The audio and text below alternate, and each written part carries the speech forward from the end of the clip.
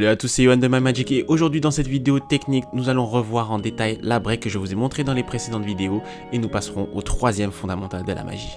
J'espère que vous êtes prêts, c'est parti.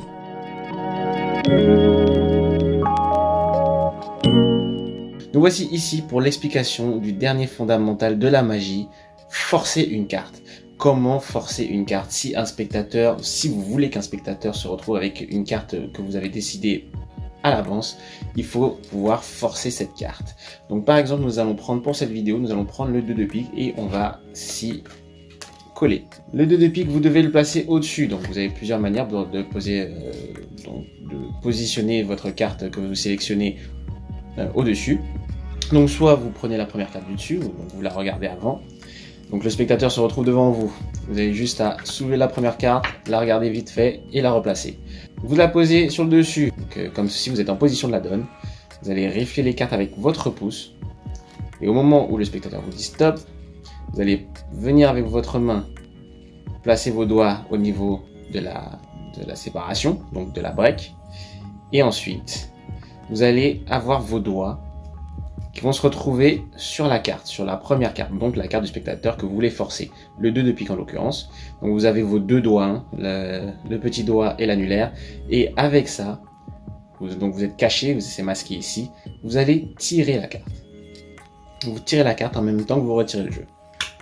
Ce qui va causer que la carte du dessus va s'aligner avec le reste, et donc la carte que le spectateur pensera trouver sera en fait celle du dessus, le 2 de pique. Donc je vous remontre à vitesse réelle, rifler, il dit stop, passez, et vous tirez un bon coup en tenant bien la carte du dessus. Donc voilà, à vitesse réelle ça donne comme ceci, et je vous remontre à vitesse un peu plus lente pour que vous voyez bien les détails. Stop ici, doigt placé, et vous tirez d'un bon coup, et voilà, ça va s'aligner, et vous pourrez ensuite montrer la carte, la donner au spectateur. Donc je voulais déjà revenir en détail sur la fameuse break. Comment obtenir une break de qualité et qui est invisible. Par exemple, ici, j'ai une break. Elle ne se voit pas. Elle est de face, elle n'est pas visible par le spectateur, mais vous avez bien votre break. Comment faire une break réussie? Vous avez à juste... Donc par exemple, prenons le contexte, un spectateur choisit une carte. Il choisit par exemple ci, et vous allez lui demander de reposer la carte sur le dessus de ce paquet-là. Vous avez un paquet en main droite et un paquet en main gauche. Donc, pour avoir une bonne break, vous allez devoir remettre tout le jeu, donc voilà, tout aligné, et votre petit doigt, lui, il va se trouver en dessous du jeu. Alors, votre break ne doit pas être trop petite.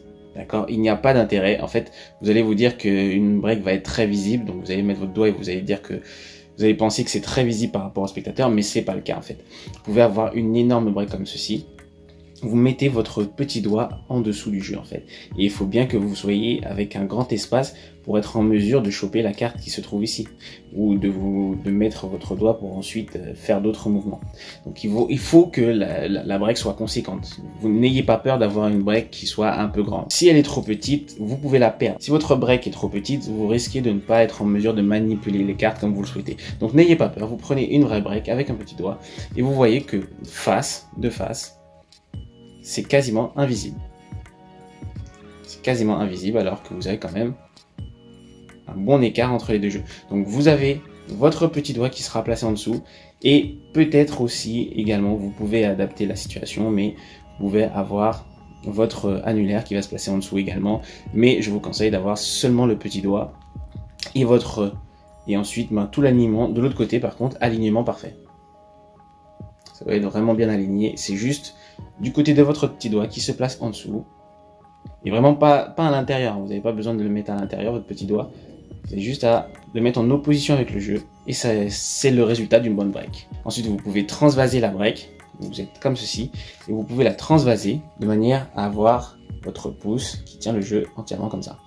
Comme ça, vous pourrez faire votre manipulation. Notamment pour votre double undercut dont je vous ai parlé dans une précédente vidéo. Le lien sera une nouvelle fois en description.